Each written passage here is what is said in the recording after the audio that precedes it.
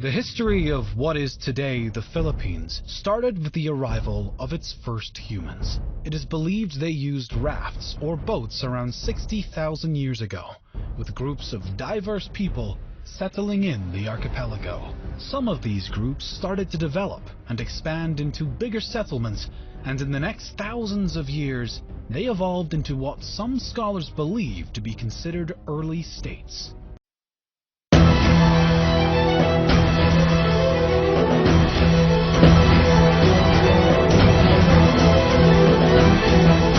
And afterwards, speakers of the Malayo-Polynesian languages began to arrive in successive waves beginning about 4000 BC. According to the existing evidence, a jade culture existed on these lands, starting with the Neolithic era. By 1000 BC, it is believed that the inhabitants of the archipelago had developed into 4 distinct kinds of people: tribal groups, warrior societies, the petty plutocracy, and the harbor civilizations. Also important to note is the fact that the metallurgy reached the archipelago due to trade with India. Around 300 to 700 AD, the seafaring people of the islands began to trade with the Indianized kingdoms in the Malay archipelago and the nearby East Asian principalities, adopting influences from both Buddhism and Hinduism. Some cultures of present-day Vietnam showed evidence of an extensive trade network. Artifacts and goods were traded, such as glass, agate, or gold. There were also other items present in the region which were most likely imported, including ear ornaments that have been found in archaeological sites in the Philippines, Thailand, and Taiwan. The Indian culture influenced the Southeast Asian region, starting with the 1st century. During the period of the South Indian Pallava dynasty and the North Indian Gupta Empire, Indian culture spread to Southeast Asia, and it reached the Philippines, which led to the establishment of new kingdoms largely influenced by the Indian culture and traditions. The date inscribed in the oldest Philippine document found so far, the Laguna copperplate inscription, is 900 AD. From the details of the document, written in Kawi script, the bearer of a debt, Namwaran, along with his children, is cleared of a debt by the ruler of Tondo. This is the earliest document that shows the use of mathematics in pre-colonial Philippine societies. A standard system of weights and measures is also demonstrated by the use of precise measurement for gold and other items, as well as in astronomy.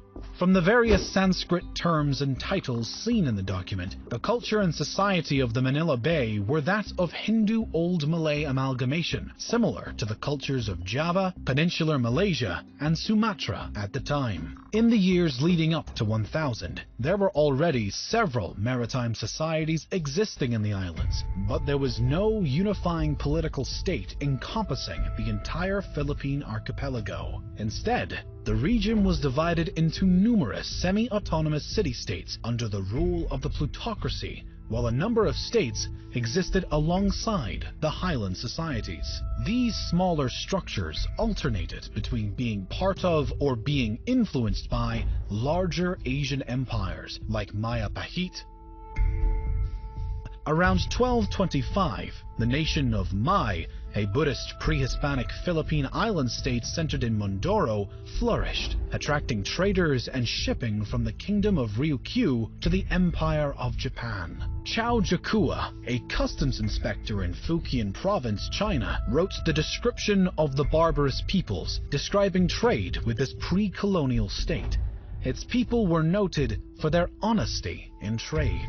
Much of what is now Indonesia was ruled by the Hindu Maya Pahit Empire. During the 1300s, this empire ruled over Luzon Island and the Sulu archipelago. As more and more influence was on these islands, skirmishes and battles also existed. Some local tribes were waging incessant guerrilla warfare against them. Eventually, the kingdoms of Luzon regained independence from Maya Pahit after the Battle of Manila 1365.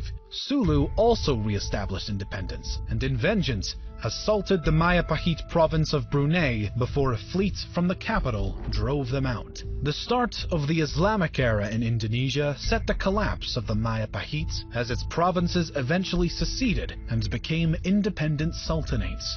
In 1380, Makdum Karim, an Arab trader born in Johor, arrived in Sulu from Malacca and brought Islam to the Philippines. Additionally, Sharif-ul-Hashim, an Arab Muslim explorer, established the Sultanate of Sulu by converting its previous ruler, the Hindu king Raja Baguinda, to Islam and then marrying his daughter. The Sultanate of Maguindanao rose to prominence at the end of the 15th century. Meanwhile, the religion was introduced to the area by Muslim missionaries and traders from the Middle East, Indian and Malay regions who propagated Islam to Sulu and Maguindanao. As before, when Buddhist and Hindu cultures influenced the archipelago, the same case happened with the Muslim culture. Upon the secession of Brunei from the Majapahit Empire, they imported the Arab emir from Mecca, Sharif Ali, and became an independent sultanate. The new religion started to grow roots in the Philippines through conquest and conversion of local leaders in the next decades. Moreover, Islam was further strengthened by the arrival to the Philippines of traders and proselytizers